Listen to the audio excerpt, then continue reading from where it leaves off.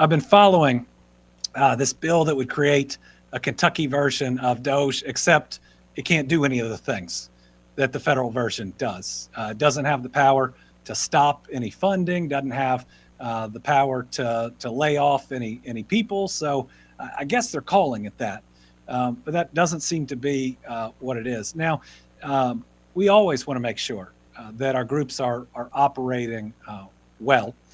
At the same time, I think when you look at that bill, it adds, for instance, subpoena power in that office. Well, I've heard some comments coming out of that office that have seemed pretty political.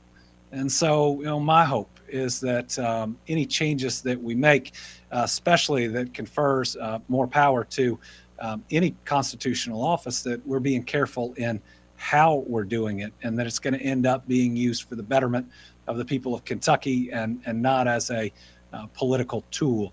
A little concerned about the auditor's office because of how it treated the ombudsman since it's been there.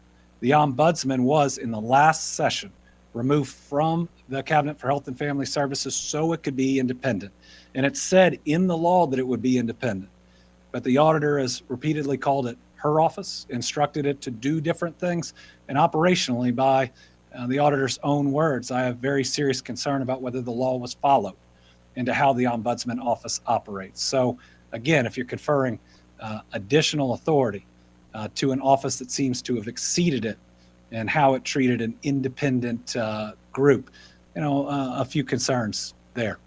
I could follow. Sure. I'm told that Medicaid, unemployment insurance office would sort of be two of the focuses. Do you believe this could lead to cuts to those? Well, if the focus of the auditor's office is Medicaid, then why is the General Assembly setting up their own task force and oversight where we'll go and testify and provide all the same documents? What's interesting about this bill is it's almost suggesting that the oversight by the legislature in doing its job when we go and testify about all these things in front of multiple committees. What we're seeing out of the federal government would be disastrous to Kentucky.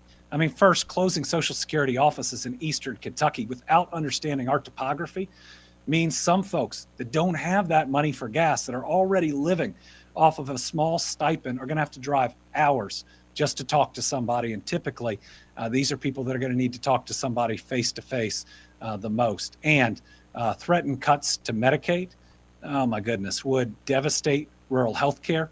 And remember, the folks that are on Medicaid are the people we love the most, our kids and our parents.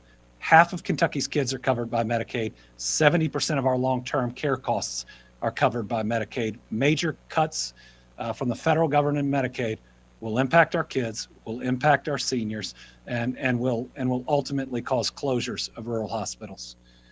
All right, on the phone, Tom Latek.